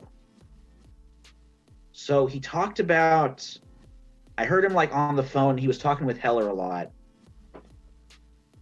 And he talked about like how there's a woman named Imani Carson. And she's connected to someone named Rashid X. And that's who had the Eye of Abraxas until someone else named Polygoglio stole it from Rashid X. So I think Rashid is like kind of a scary gangster type. So maybe go check in with this Imani Carson woman first. So Rashid X, this is me talking out of character. Like he's part of like a Black Power movement, but he's also Nation of Islam, right? He like was part of a Black Power movement, which was called the Lions. Mm-hmm. And that is what Imani Carson still is. She's still in it. Rashid X has left, and he's like nominally a member of the Nation of Islam, but he's kind of like sort of uses it more as an excuse to keep his criminal group, the Vice Mosque, in line. Gotcha. Because I'm not sure how familiar she is with any of those groups, because that it was something that she was involved with, was a lot of civil rights stuff. Okay, well, she probably. I mean, they're. I would say the New Hookton Lions weren't like that major. Nationally famous. Okay, cool. But I mean, she might have met them at some, parties or charity functions, kind of stuff, fundraisers. Yeah. So the names could be a little familiar. Yeah. This is why we need that Urban Shadows move, like to where you could. I'm blanking on it, but it was a really good one. Yeah, like just the. If you know somebody, put a face to a name. That's Put a face to a name. Yeah. Investigative place of power, maybe. Yeah. But that's like, so I'm just trying to figure out if she knows him already, or how. I mean, she hasn't come back to New Hookton that much, but. Yeah, so probably not. They more stayed kind of local than got like national attention. Cool. I'll pipe up that I definitely have some phone calls to make. I still can't say what my job truly is, but I'll say that I have some phone calls to make that might be of some help. Great. Yes, Carl, you do know Rashid X. He's Yeah. the one who, yeah, Frank Lucas sent you to work with him. Look, Right. so I know that like we're probably not going to get a car back to town, but if you guys want, I can call for a helicopter. Your own private helicopter, I'm guessing? I mean, it's more the labels helicopter, but yeah, I mean, I get to use it. Okay. I got wealthy. That's, Well, if there's nothing and to I'm do with gonna it, freaking use it. connections. Yeah. If it's your I own mean, wealth finding, it's kind of my helicopter. then that I trust. Okay. All right, so Feathers says, okay, well, We haven't worked out who's getting the helicopter and who's getting the Learjet in the divorce. Okay. whoa. Just drop that one in there. By the way, 70s rock stars, man, they were hooked up. Yeah, you're not wrong. but wait, a question though. We know the Eye of Abraxas is here Mhm. with the Guru. So are we just going to leave it here, or... No? I can't. I have to keep an eye on it. Like, my goal is to make some phone calls to Frank Lucas, to let him know that I'm on the job still, things are going well, and then to connect in with Rashid X to let him know that I'm on. I have a visual on the ball. Let's put it that way. And then I'll let you all know, sort of roundabout ways, what I hear from him for advice and stuff like that. But yeah, as far as anybody knows, I'm working for a Gaglio family, and that's what I have to tell people. Hmm. So, are we planning to sleepaway camp with these? No offense, Jane, but are we planning to sleepaway camp with these lunatics? Because I'm not feeling that. Gotta tell you. You don't have to. I understand. Yeah, I as much as I don't like it, I don't like the fact that he's dealing with Braxonites more than. So I want to see if he's. I personally want to see how far he's going with this, or at least Yeah, how far he's gotten so far. I want to not do what I did when I was a kid. So if the general consensus is that we're staying here overnight, then I'll stay here. I don't want to run away all the time like I used to. But You're probably braver than I'm. It's taken everything just to stay where I am right now. It's actually, there's a huge part of me that wants to just take more than what I've taken already. Just to step away from all of this. Okay. So I would say at this point, Feather's like, all right, well, maybe I'll try and go back separately. We just like a dormitory where we all sleep, sort of off to the side there. So I'll try and slip away and like get in the back. Maybe you guys can go to your, well, if you're not really going to the phone, you just head back yourself. But like either way, we got to make sure that the Dr. Guru doesn't like know about this. But as she starts going back, there are several more flashlights cutting through the forest. And you see that Dr. Guru stepping under the trees, the hawks flanking him on both sides. In their white trench coats and berets, they look like angels mixed with Western gunfighters, all packing rifles. Dr. Guru stretches out a pudgy hand. God works in mysterious ways. That's how the saying goes, doesn't it? Well, when I was a young man, God reached out to me in a most unusual place. and the divine works through me still. The trees around you shift. Snow-covered branches twist. All around you, the forest lives. Well, that's one thing to be paranoid about there, Jordan. Trees. Deja vu. Except we're on the receiving end. Oh yeah, that was the thing, wasn't it? Too bad Charlie's not around. Okay, so right now he has seen Feather. She's like trying to dash back, and you can see the branches kind of reaching for her. But he hasn't quite spotted you guys. I'm gonna try to sneak into the woods. Like, if I don't know how much the moving trees are gonna be a problem there. Okay, well, go ahead and roll a flight, and we'll see. Okay. The other option, and I just want to run this by people before she just does it. The other option is shoot him. And I don't know how close he is to her. I mean, it's pretty far back. Like, he's making the trees grab her, and he's like, and him and there's two hawks flanking him. Okay. Are like kind of at the edge of the forest, so there's probably not a good chance of you hitting her accidentally. Okay. Oh, I just mean is he close enough to be shot by Rosie? Oh, right. I mean, yeah, it's not like pistols can fire relatively far, so I mean, she's he's got in a range hand for cannon. sure. She's gonna try to sneak and reposition to a better place to shoot him. So I guess flight first. Yeah, give me a flight roll. 6. I'm willing to spend adversity tokens if you're thinking it's an 8 or something. But a 6 is usually pretty good. Yeah, I think a 6 does it. Okay. It's not too hard to move around the trees. Yeah. He hasn't quite noticed you, so they're not like moving on you just yet. Yeah. All right. What is Carl doing?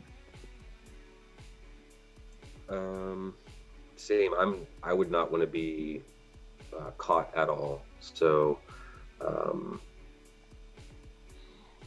my thing would just be like, everyone, let's leave. Like, let's get out of here. Yep. But if you're taking position, then I will. She's not necessarily taking position. She just, kind of dipped. Oh, okay. All right. I was kind of thinking that everybody else is maybe dipping too. Yeah. Then, as I was thinking, I was just gonna say, like, Feather, go, and I was gonna go with the rest of you. So I will, I guess, sort of like back off behind a tree, I guess. No, wait, no, they're grabbing people.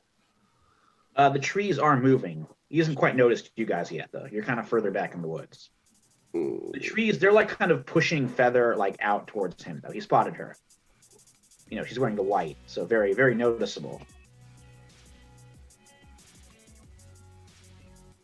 Yeah, I can't be seen with her because then they might not let us back into the place at all if they realize that. So I'm gonna duck behind trees. Okay. Jordan? Hiding is going to be very difficult for Jordan because that's my D4. Okay. Let's give it a roll. I mean, it is dark here in the woods, so it's not too hard to hide. Could try it, but I also had an idea because that girl is pretty much screwed if they catch her. So Isaac's going to try something about those trees. Put that merit badge to use. Gonna use Treasure Hunter to look for stuff to make a fire. Oh man, okay. It is snowing, so it may be a little hard, but let's see how you do with Treasure Hunter. Right. Quick double checking the rules for that one. I don't even think I need to roll, just spend an adversity token. Oh, right, okay. Yeah. Why am I blanking? Yeah, here it is.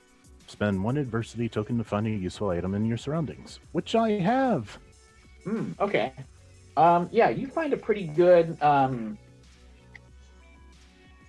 like bundle of dry branches and twigs and so on that should burn pretty well. All right. And I have a lighter myself, so all I need to do is make sure this lands on the trees instead of anyone else. All right, so you light a fire. You like hurl it towards some of those trees. Mm-hmm. I'm gonna say like If you need The me to fire roll for goes- this, though. Go ahead. What's that? If you need me to roll for anything.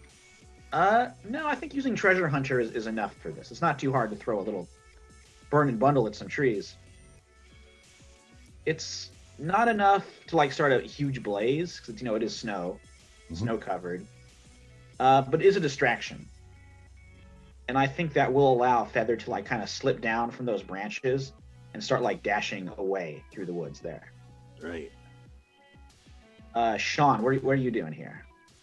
I'm just sort of trying to find cover and sort of make my way, away from, not like too far away from the group, but just sort of like so that I can still see the rest of them, but sort of like out of sight. Okay, So- go ahead and roll flight. Yep. Again, not too hard. Yep, 16. Okay, yeah, you're pretty well hidden. So after Feather dashes off down her way, I believe you.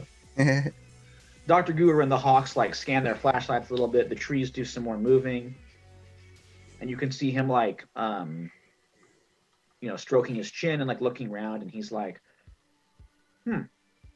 well, that is troublesome. Maybe tomorrow morning we'll have to give a sermon about the meaning of loyalty. Yes, I think that would be a good subject. All right, Hawks, let's return to the Enlightened One's side. And they walk away and head back towards the main camp. So you guys reconvene. Are you heading to those guest quarters in the cubby, or going to the telephone to summon a helicopter? You can veto the helicopter if you want. It's just, No, I actually really like that. I think that's like... I do want to go to the telephone. Still want to call home Okay, my guys, family. I want to reassert my pitch here for like, let's not sleep here. Like, I think this is going to be bad if we stay here. Yeah, make sure especially it's since these so-called protectors seem to be traveling with high-powered weapons. So, Yeah. It's not that me personally is opposed to that, but I have to check in, and whatever I'm told to do, I got to do. So whatever GM Frank Lucas or Rashid X tells me to do is what I'm going to do. All right. Well, I'll say you go to the phone booth. Maybe Carl, do you want to call first? No, I mean, Yeah, we'll say maybe like Jordan makes his quick call to check in. I don't know if we need to play that out. the one thing is, Rose will say to Jordan, like, so you seem like a really paranoid guy. You know how to find a bug in a phone? Oh, most definitely. I found them before. The secret is to listen in for a certain amount of static. They're not very subtle. Huh. I just, when you're calling, I mean, if you want to check that before I, Oh, of course. I thought that was a given. You honestly think I'm going to call their phone of an obvious cult and not check it for bugs? I mean, I'm just saying. I mean, who do you think I am? Mr. Paranoia. Well, when you do pick up the phone to call, there is no unusual static, so it seems like it's pretty safe. That's a good sign. Okay. So, Jordan's basically just going to call home to his wife, which I'm going to say his name is Diana. Let's call her Diana. I like that. Put that down.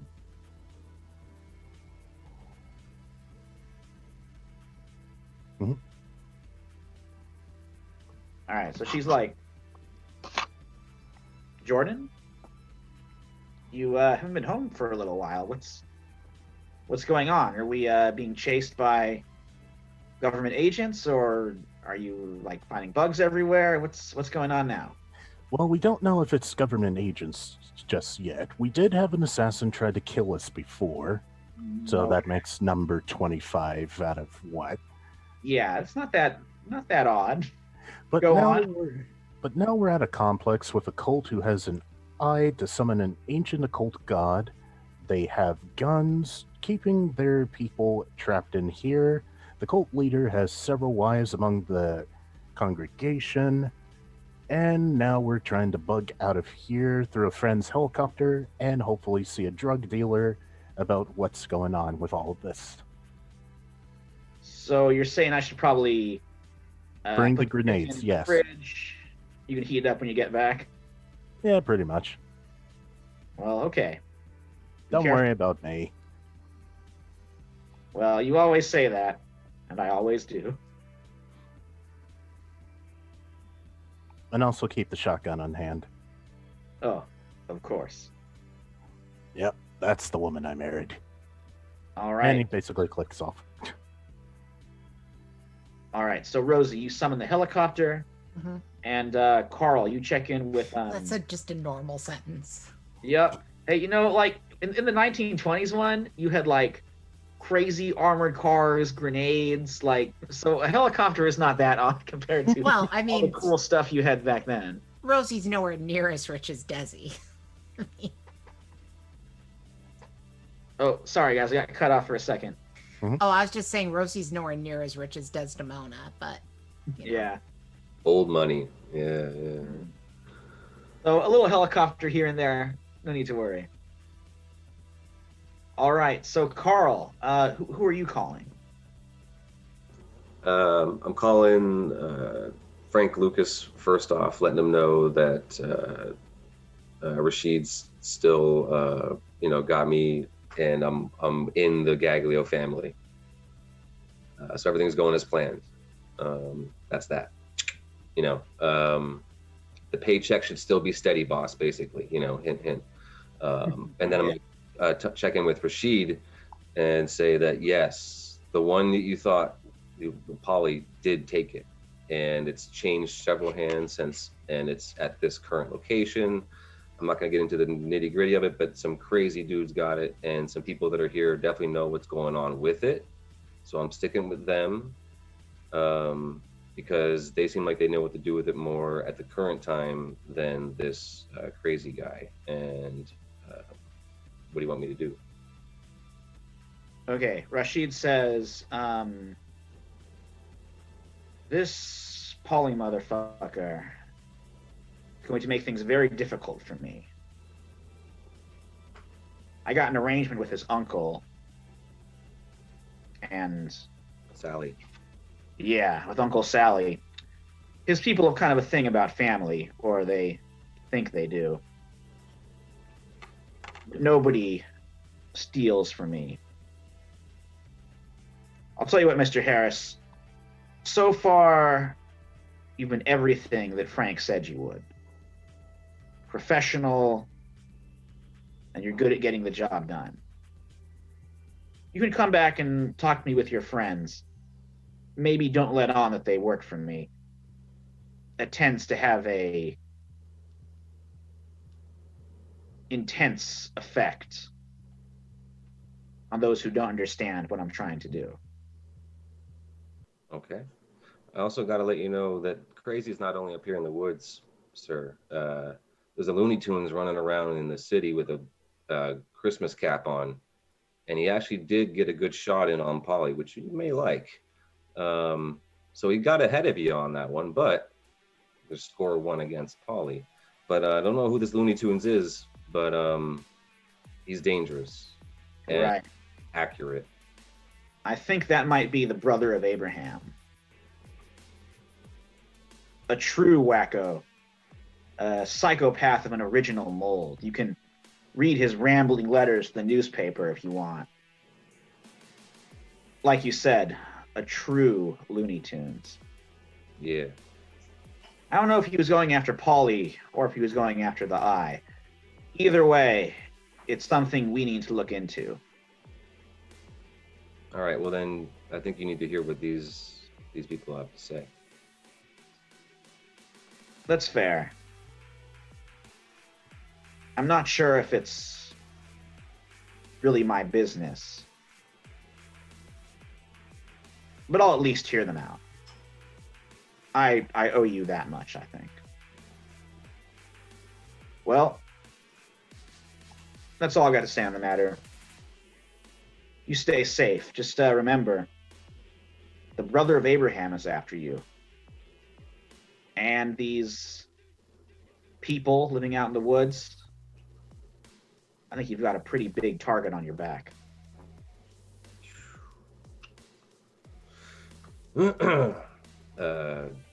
Dose and a half tonight. Good night, boss. All right, and as you hang up, you really start to get jonesing. The helicopter, you hear that humming through the air. It's definitely like, it's a noticeable thing. So I think the cubby is gonna realize you skipped out as this helicopter sets down on some flat ground. You guys all pile in, and the pilot's like, "Where to, Miss Walsh?" Yeah, we'll land at the hospital. That's always an open air pad. Sounds good, Miss Walsh. All right, everyone, hold on tight. And with you guys zooming into that snowy sky, just like Santa and his reindeer that will soon be visiting every house around, we're going to draw this episode to a close. All right. Yay. Yay, wealthy. It does make a lot of things easier. Just remember, we're not going to see the guy who's stealing drugs first. We're going to see the civil rights activist first, right? I mean, it is up to you guys. It's okay to split up too, but Feather did say that Amani Carson could be a good way to get to Rashid. Mm-hmm. Especially like they used to be friends, so like I think Rashid could be a little testy unless you got the proper introductions. Mm-hmm. It's like a little hard to just head to your friendly neighborhood, gangster and be like, "Hi, let's talk." You might need someone to make introductions. Seems like we might have a good guy for introductions in the group already. Yeah. That is true. So Carl could serve that purpose as well. Yeah. I was talking about Carl. Let's give it a shot. That is a discussion for next time. Yeah. Well, it's okay to split up too and see both, but it is up to you. And we will return to that same time next week. Awesome. Well, thanks, everyone. Thanks for watching. Of course, thanks for the raid, Marine of 1. And thank you so much, Johnny Dirnt, for hanging out and checking out the system with us. Check out that link that was posted in the chat there. You can kind of see how Kids on Bikes heavily recommend. Yeah, check out that link there, Johnny Dirnt. Mm-hmm. So yeah, enjoy. No kids and no bikes. Yeah. The concept is amazing, super fun to watch. Haven't played it personally myself, but this has been pretty cool to see this in action. So thanks, everyone. Thanks for watching. Thanks for playing, everyone. We will be back next Tuesday, same time. If you're watching it, wherever you're watching it, we'll be there again next Tuesday. But until then, make sure to pull up a chair and make time to tabletop. That was beautiful. Peace out, everybody. We're so good at it. Good night, everybody.